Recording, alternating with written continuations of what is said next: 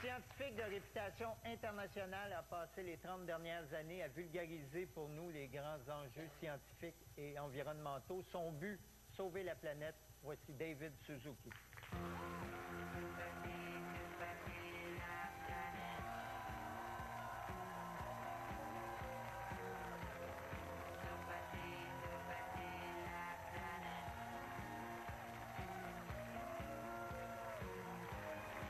Monsieur Suzuki ne parle qu'anglais, alors je vais lui poser les questions en français. Il va répondre en anglais et par la magie des sous-titres, vous pourrez suivre la conversation. Bonsoir, Monsieur Suzuki. Bienvenue à Tout le monde en parle. I'm delighted to be here. Thank you very much for having me. Votre autobiographie, Ma vie, vient de paraître aux éditions Boréal. C'est un livre fascinant dans lequel on découvre l'homme derrière le scientifique. C'est la deuxième fois que vous écrivez votre biographie. Qu'est-ce qui a changé entre votre première vie et votre deuxième vie? When I wrote the first one, I was 50. Now I'm 70, so I have 20 years of experience more. And what I wanted to do was to show people that being an environmentalist isn't all about doom and gloom and depressing. I've had many wonderful adventures, met many interesting people, and been to amazing places in Canada and around the world. So doing environmental work is exciting. Vous êtes l'un des environnementalistes les plus influents dans le monde, auteur d'une trentaine de livres et animateur depuis 26 ans de la célèbre émission The Nature of Things, présentée sur le réseau anglais de Radio-Canada et diffusée dans plus de 50 pays. On vous a décerné 18 doctorats honorifiques en plus de l'Ordre du Canada, du prix de l'UNESCO pour les sciences et de la médaille du Programme des Nations unies pour l'environnement. Bravo.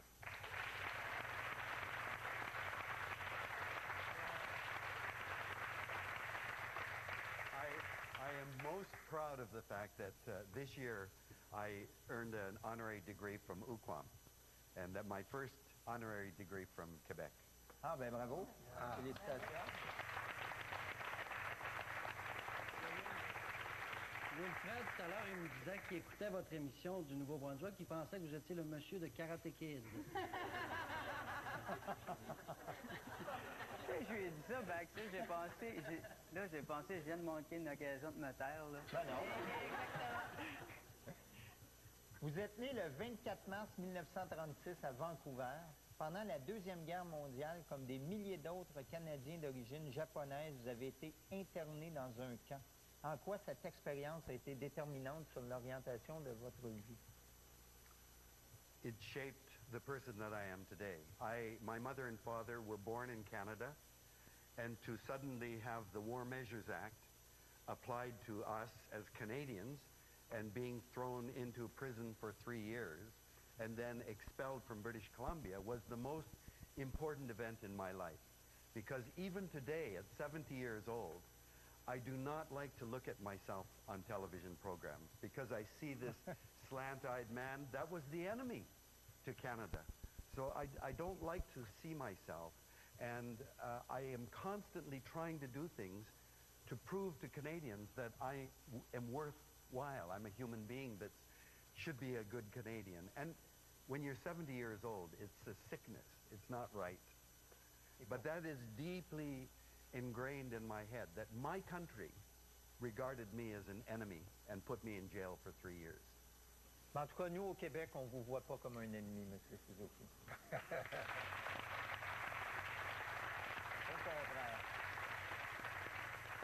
En plus d'animer The Nature of Things, vous avez créé la fondation David Suzuki qui a mis sur pied le projet Défi Environnement dans lequel vous demandez aux Canadiens de changer certaines habitudes de vie.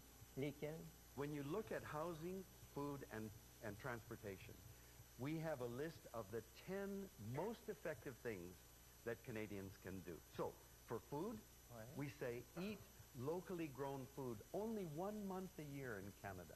Why in the middle of summer in Montreal or Quebec do we still have vegetables grown in California and Mexico? Buy the food that comes from here and support our local farmers. And that's good for the environment. It's good for the local economy. We say in terms of our house, try to make your house more energy efficient. Plug the holes and stop the leaking, and you will save money. In terms of transportation, stop buying these big SUVs and think more efficiency. And again, you will save money if you run a more energy efficient car.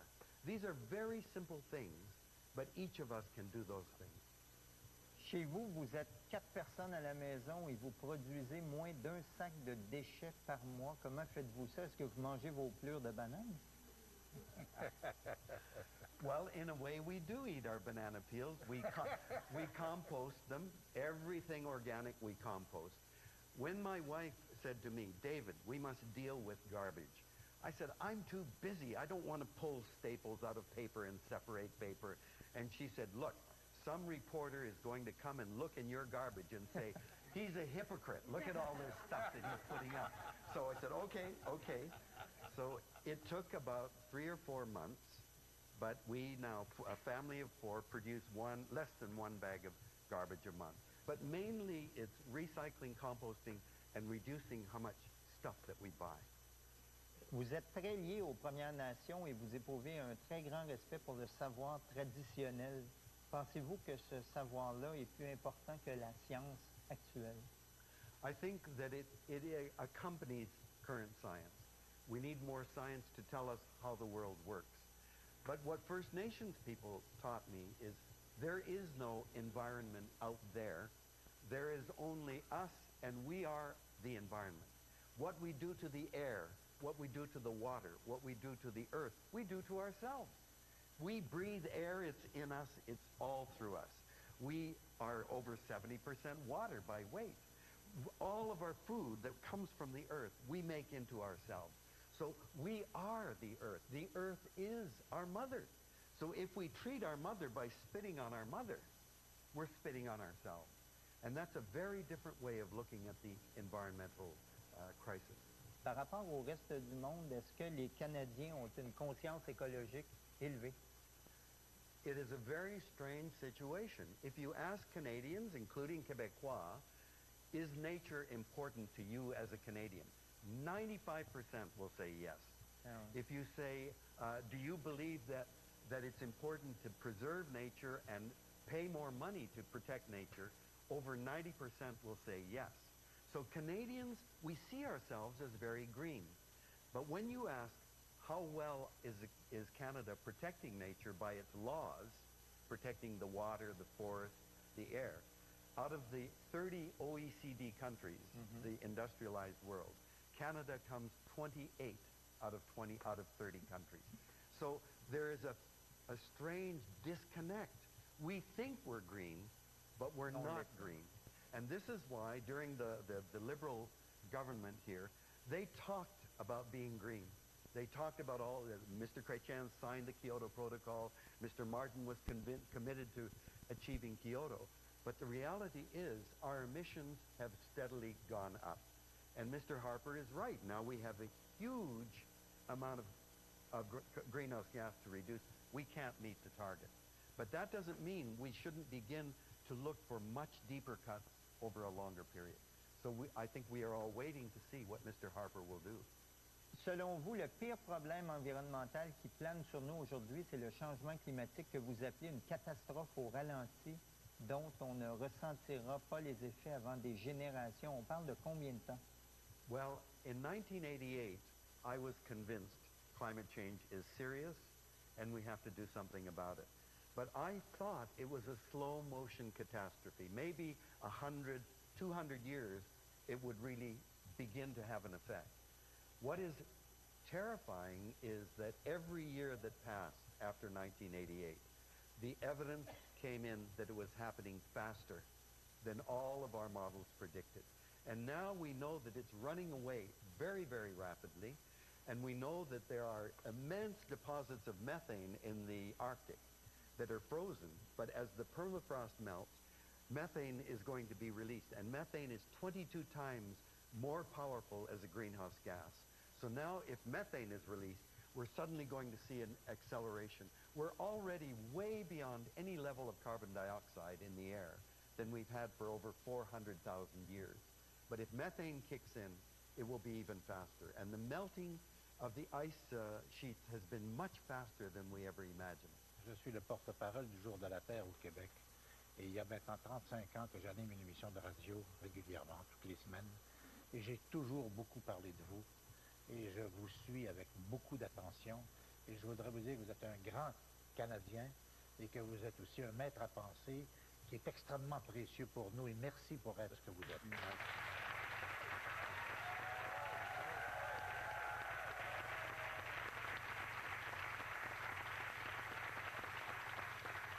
You know, Guy, I have to tell you, about 10 years ago, I talked to Matthew Kuncombe, who was the Grand Chief of the Quebec Cree. And I said to him, are you noticing any changes in the environment in terms of temperature? And he said, you know, when I was a boy in September, you would see the beavers working away like mad, getting ready for the winter. Now, he said, in October, oh, the beavers are swimming on their back and they're smoking cigarettes and drinking martinis because the fall is very long. So he could see that the changes were happening out in the woods. The animals know the changes are happening. Oui, Diane. Il y a quelqu'un qui a une question. Monsieur Suzuki, je suis très enchanté de vous rencontrer. J'aimerais savoir, est-ce que les manias du pétrole, le fait d'augmenter présentement le prix du pétrole, pas inutilement, mais pour se remplir les poches, est-ce que dans un sens, ça ne nous aidera pas, nous, à réussir à prendre le dessus sur l'économie, à obliger les gens à ralentir? Well, I absolutely agree with you. I think, you know, one of the crazy things that's true right now is the oil companies are making enormous profits, right? And yet Canadian taxpayers are subsidizing the oil industry to almost $2 billion a year. When Mr. Martin was Prime Minister, I went to see him and I said, please, at least stop letting the taxpayer pay for these guys. Let's take that money back and use that for good things. Let's start using taxation the right way. Let's stop taxing people for making an income and tax the people that are doing things we don't want, like burning and releasing carbon dioxide. Well, he said, I can't do that. Politically, that would be suicide. It was suicide anyway. He didn't do anything. But oil is going to run out. Don't believe for a minute that oil prices are going to come down. They are not. The reason is oil is finite, and we are very close to knowing where all of the oil in the world is. And once we know that, our oil supplies are going to go down, and the price of oil is going to keep going up. Because now we have China and India saying we need more energy. So don't think that $1.10 or $1.16 for a liter is going to be too high. And we're talking $2, $3, $4 a liter is what it's got to go up to in the coming years. So getting off fossil fuel. You in Quebec, you had one of the first windmills in the Gaspé. That's the kind of opportunity there is. And why aren't the oil companies turning to that?